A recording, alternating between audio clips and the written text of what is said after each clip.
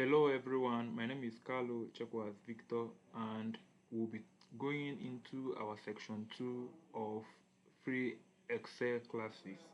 So today we'll be looking at the data management and basic analysis.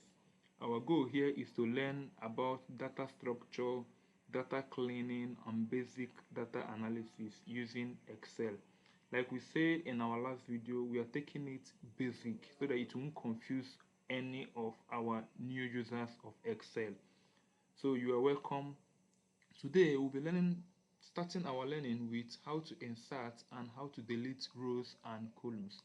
So if you watch these data, you will see that we have names, numbers, but it is scattered. There is space here, and here, and there is another space here and here, but you don't want all this space.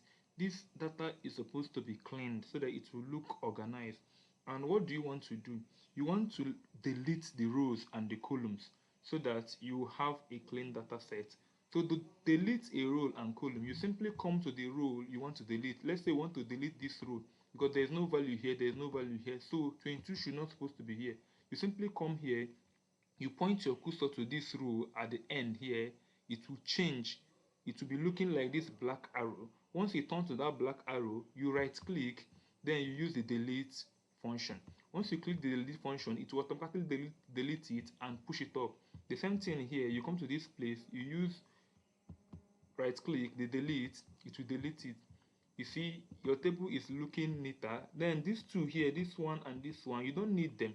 So you simply come here, make sure the arrow turns like this, then you highlight them both, then you right click and you use the delete function. So now you have finished deleting all the rows. What about this column? You don't need this number C, you only need this one, so you have to delete everything here. So you come here, you point it, make sure the arrow is facing down and is black, you right click, then you hit the delete function. So this automatically deletes all rows and columns and makes your work easier. What if you want to insert now? You want to add another name to this number 5. Maybe there is a name that's supposed to be here before this number 5. You simply go to that particular place, make sure the arrow is pointing, right click, and you use the insert function. The insert will automatically insert another row for you. Or you can still come here, do the same thing, right click, insert, it will insert another so that you can actually type what you want to type inside. What if you want to add column? You simply come to this B or A where you want to add column. Let's say you want to add B, you come, you right click, you click insert, it will automatically add another column for you. So the delete and insert is used to either remove or insert rows and columns. This will make your work neat and the layout will be organized and the output will be looking sharp. So let's go to the second class which we have today, which is the statistical functions. So in these statistical functions, we'll be learning about the max, the mean, the large, the small, the count, and the count A. The max stands for maximum. This stands for minimum, large, small, count, and count A. So the max will tell you the maximum number in a range of data. The mean will tell you the minimum number in a range of data. The large will tell you either the second largest, the third largest, or so on and so forth, while the small will do the opposite of the large. So the difference between the large and the small with the max and the mean is that the large and small, you will give Excel the specific number you want, maybe the second largest, the third largest, the fifth largest, the second smallest, the 10th smallest, and so on and so forth. But in the max and the mean, it will only give you either the maximum or the minimum. Then the count counts numbers, and the count A counts numbers and alphabet. Let's quickly do an example so that you understand what we are talking about. Let's start with the max. So you come here, you type equals to max. The max appears, you double click, it will open max and bracket, you highlight everything you want to find the maximum. Once you finish highlighting it, you close the bracket as usual and you hit enter. It is automatically telling you that the maximum here is what? 96. So as you can see, the maximum number is 96. That is what Excel have already told you here. So this is how to do the max. Okay, so now what about the mean? You simply come here, let's clean up this one. So you simply type equals to MIN, the mean will automatically appear. You double click, then you highlight all the range you want to find the mean, you close and you hit enter.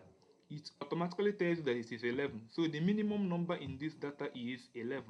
Then let's do the large and see how the large works. You simply type equals to large.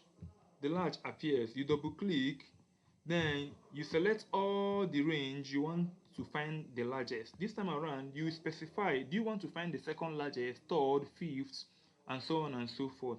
Let's say we want to find the third largest. You first of all use comma. So you type comma, don't forget the comma, then you type 3 because you want to find the third largest number. Then you close the bracket and you hit enter. Excel tells you that 87 is the third largest number. So if you check, you will see 96, 94, then 87. So this is the third largest number. But if you want to find the fifth largest number, you simply do the same thing, equals to large. The large comes up, you double click, you select the ranges, then you put comma, then you type the specific large you want to find. Let's say the fourth largest, you type 4, you close the bracket and hit enter. It will tell you automatically. The same thing goes to the small. Let's do for the small. You say equals to small, it will come out, you double click on it, you highlight all the range you want to find the small, then you put comma, you specify, are you looking for the small, second smallest, third smallest, fourth smallest, and so on and so forth. Let's say you want to find the second smallest number, you type 2, then you close the bracket and hit enter. So this is how to do for the small. So now the small and the large tells Excel the specific small or the large you are looking for, but the max and the mean is just the highest and the lowest. Let's do for the count to see how the count works. So the count, let's say you want to do for the count, you want to count all these numbers to know how many there are. Simply type equals to the count function. It appears. You double click, then you select all you want to count, you close your bracket and hit enter. It automatically tells you that it is 17. So if you count these numbers 1, 2, 3, 4, 5, 6, 7, 7, 8, 9, 10, 11, 12, 13, so on, so it will give you 17. So it means that from here to here is 17. Then now, that is how the count works. But let's imagine that I edit this and add an alphabet A, B, C, for example. Then I come here, let's say I added X, Y, Z, and on this place I left a space. Let's try the count again to see how many number it will count for us. So we say equals to the count function, we double click, then we select all the range and we close and hit enter. It tells us 14. Why? Because the count doesn't count anything that is non-numeric. It only counts figures, out numbers, and amount, anything that is numeric. So it will not count this. It will not count X, Y, Z, and it will not count this space. That is why it told us 13. So now, this is how the count works. It only counts numbers. Now, let's do for the count A. So we'll know the difference between the count A and count. Let's say equals to count A. Look at the count A, you double click, you select all you want to do for the count A, you close and you hit enter. The count A tells you 17. It counted everything.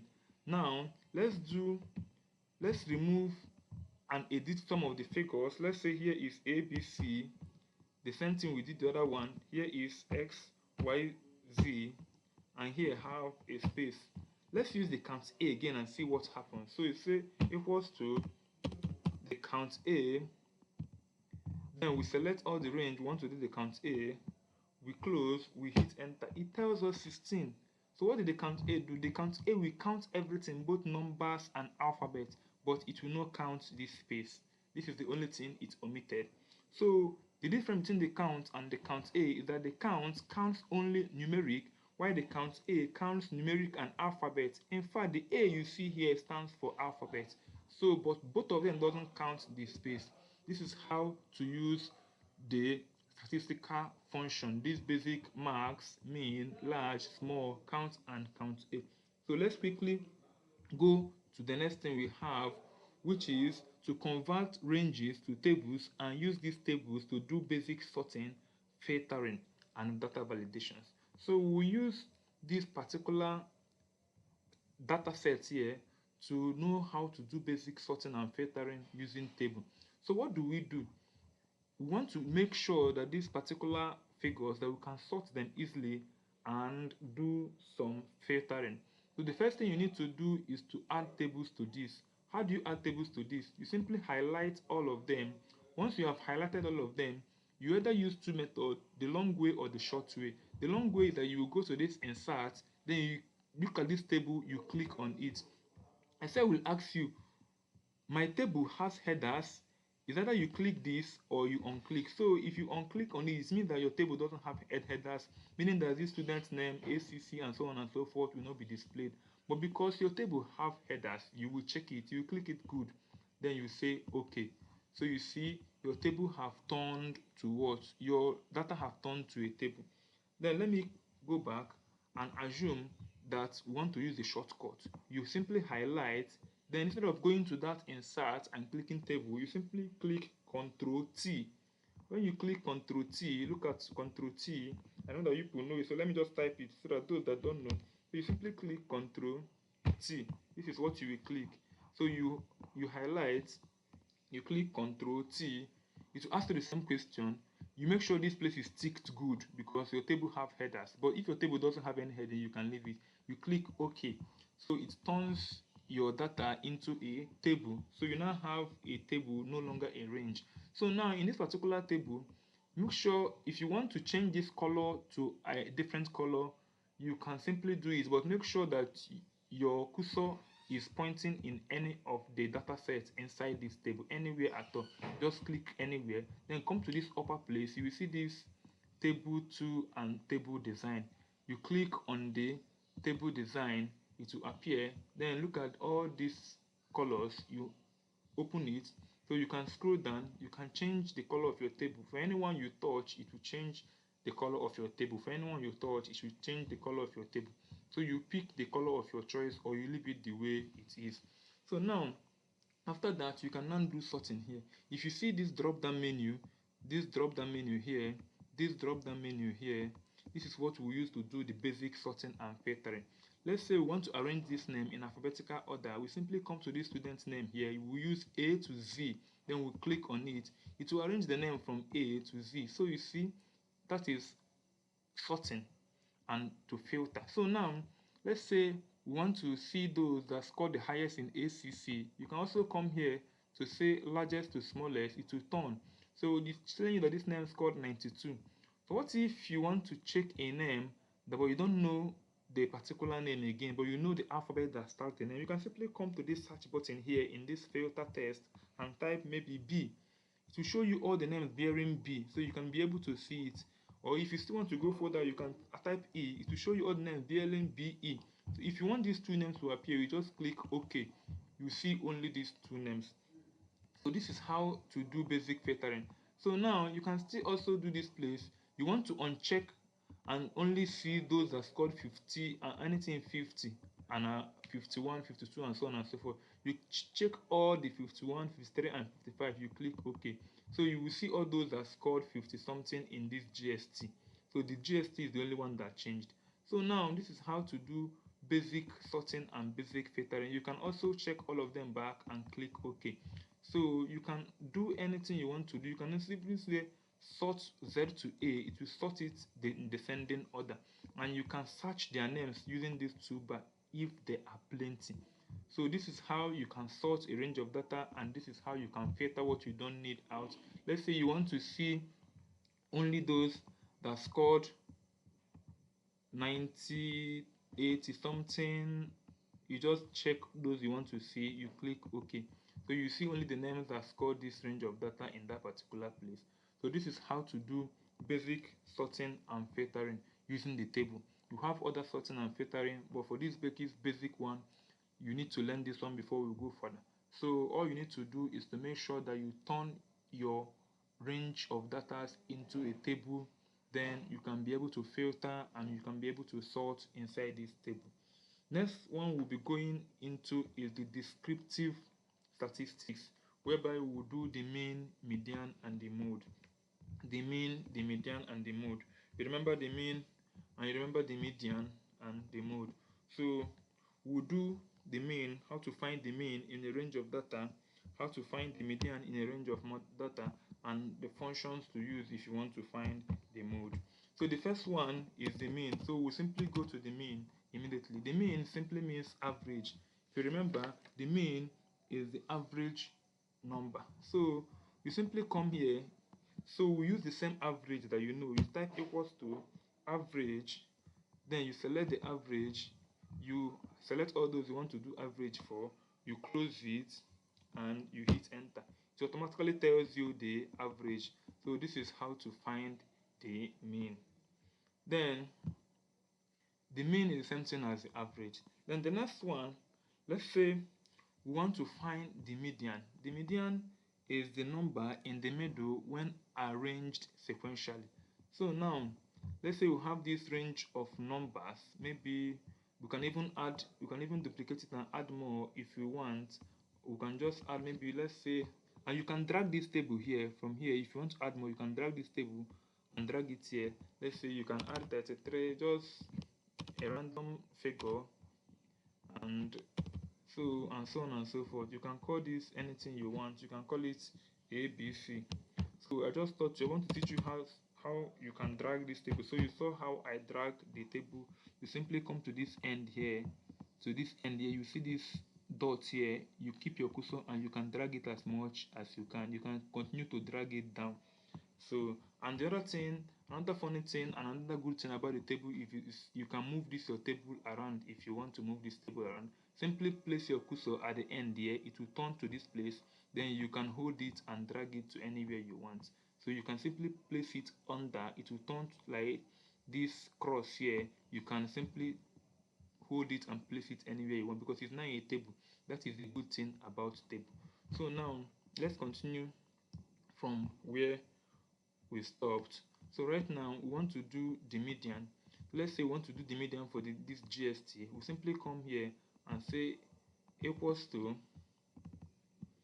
we type the median, it will appear, then you double click, you select all the places you want to do the median. After selecting it, you close your bracket and you hit enter. It tells that the median is 66. That means if you arrange this number, the middle one is 66. Let's do for the mode here and see how it works also. The mode is the frequently occurring number. So if there is a frequent occurring number here, it will tell us. So we now say equals to MODE. So once you type MOD, you see mode multi and mode single. You pick this mode single, please double click on it, then you highlight all you want and you close your table and hit enter. It tells you that the most occurring number in this table is 58. So this is how to do the mean, the median, and the mode. So without wasting much time, let's just do the last one, which is the conditional formatting. Then we'll go to our classwork and do some examples. So let's just copy out these figures here and copy it out and place it here and use it to do conditional formatting. So let's say we have, let's clear this one. Let's clear everything here. Remember how to clear. We can still clear this table if we want, or we delete it off. So right now we have, let's delete this. So now let's clear it off. So we have this range of data and we want to do conditional formatting on it. Conditional formatting is simply to tell Excel to give you some colors or some beautifications on the numbers you select based on the conditions you give it. Let's say in this particular figure here, you highlight all these, you go to this conditional formatting here. When you go to the conditional formatting, let's use the first one, the greater than. It comes out, you want to find the number greater than 50 and above. You want all the number greater than 50 and above to be green. What do? You simply type 50. You are given a command, any number greater than 50, you tell Excel paint it green for me. You click green and you hit enter. So you see every number that is more than 50 Excel will paint it green for you. This is conditional formatting, so that you can see at a glance the numbers you are looking for. What if you want to do this? You can simply highlight this or any data. You go to the conditional formatting. Let's say you want to do less than. You click less than. If the number is less than, you can say any number less than 60. Excel should fill it with any color you want. You can decide to choose this red and you click enter. So you see any number less than 50, Excel will give you red, so that you can visualize it immediately. So this is how to use the conditional formatting. You highlight, you go to the conditional formatting, you can choose any one, or you can even choose the bar chart. Anyone you touch, look at how it is changing the table. So you can tell Excel to give me the bar chart like this, it will give you on the table. So this is conditional formatting. Excel can do conditional formatting, changing colors and so many other things on the conditional formatting based on the rules you gave them. So let's quickly go to the classwork and do the practical real life examples of what we have learned so far. So these are the student scores in accounting, economics, business study, and so on and so forth. And these are the students' name. So we want to check the maximum number in the accounting. What you need to do, you simply come to the accounting, you type equals to marks, don't forget, you select all of the range of data, you close it, and you first of all you type equals to marks, you double click, then you select all the range of data. After selecting it, you close the bracket and hit enter. It tells you the maximum. The same thing, you want to do the minimum and the large. Let's say you want to do the large here, you can simply come here. If you want to do the large for economies, let's say you type equals to, you want to find the second largest score in economies, you say equals to large, you select large, you select all of them, you put comma, you want to find the second largest score in economics, you say 2, then you close the bracket and you hit enter. It tells you that this is the 93. So now the same thing, you can use it for the sum, the small, the max, the mean, the count, and the count A. What if you want to find the mode in this particular place, the highest occurring number? What do? You simply come, you type equals to MO, the mode will appear, you select the single one. After selecting it, you select all the range you want to find the mode, you close your bracket and you hit enter. It tells that the most occurring number is 69. So having done this is how you can use the mean, median, mode, the max, the mean, the large, the small, the count, and the count A in a set of range. What of this one here, whereby you have the dates, the sales rep, the region, the product, the quantity sold, and so on and so forth. And you want to find a region that is doing well, or a product that is doing well, or a sales rep that is making more sales. First of all, you highlight. After highlighting it, you turn it into a table. You either click Ctrl T or you go to insert and insert the table. So I will use Ctrl T, then my table have headers, I will say OK. So you turn this into a table. Remember, you can also always adjust the colors here if you want, or if you don't want, you leave it the way it is. So let's say you want to find the highest quantity that was sold and the person that sold the highest quantity. You simply come to this quantity here, you click highest to smallest. You see, the highest quantity is 96. So I already told you is the product is palm oil, Port Harcourt, and it is Galba. So this is how to arrange and sort and filter immediately, so that you will see the results instantly, sharply. So what if in the region you want to find only for the region in some states? Let's say you want to find only the ones in, let's say, in Enugu and Lagos and Kano. This is just the three you want to see. You click OK. You only see all those in Enugu, Lagos, and Kano, and you can arrange them in alphabetical order from A to Z. So Enugu, Kano, and Lagos, you will see their data. What if you want to see the total sales, the highest sales, you can come here, you use largest to smallest, it will tell you the highest sales and the person that made the highest sales. You can also find the lowest sales, you use smallest to lowest, it it will give you. So this is how you use this drop down menu to do any data filtering and validation. And you can even come here if you're looking for a name. Let's say you have forgotten the particular place where the number is, just type them. Let's say you're looking for John, you just type John. You will see, once you type John, John will appear and you will see all those bearing John. You click OK and you can be able to do with John what you want to do with John. So this is how to do the basic filter and sorting using the table. Then let's look at the last one. Here you have a range of data: employee name, department, days, and days absent. Let's say you want to find the highest person that is always coming to work. So what do? You select. Remember, once you select, you press Ctrl T or use the insert and table. You do your data analysis. You can find the largest to the smallest. So you see in the operations department, Bola is the person that comes to work early. You can also find the highest person that always come late. You do largest to smallest. 13, that is operations. So you can always sanction the operations department if you want. So this is how to do the basic data analysis, filtering and sorting, and so on and so forth. So what if you want, at this particular place, you want to make sure that this time around you want to do some changing some figures to amounts. If you see that this particular place, all these sheets, all these figures we have been looking at, all these figures are all in amounts. All these amounts, sorry, all these total sales, they are all in figures.